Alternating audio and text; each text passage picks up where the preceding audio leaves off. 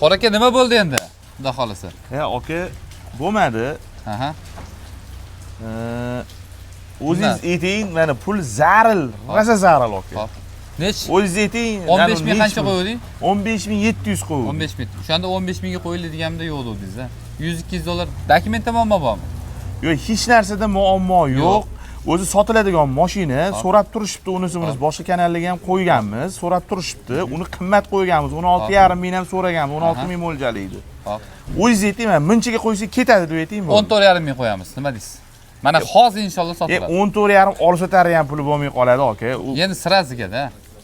14,7 mana, 100 dollar emas. Bo'ladimi? Siraziga. Qo'ying, bo'ldi. Bo'ladi? Bo'ldi, qo'ying. 18-yil polni shumka bo'lgan 4-paketli propan gazi bor. Yangi propan gaz. Yangi. 4 ta baloni ham yangi ekan. Chexoli ham yangi 100 dollarlik chexol. 120 dollar. Krилosda pitno, kapotida kraska и naryo tomon krилosda. Ha. Shunaqa.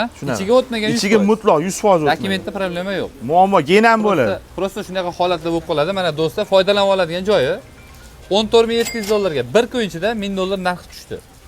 Prosta zarur bo'lgani shunaqa narx. Zaril. Joningiz sog' bo'lsin. Alloh baraka barakasini bersin. Bosinglar, generalni ham berasiz? Beramiz generalni. Bosinglar.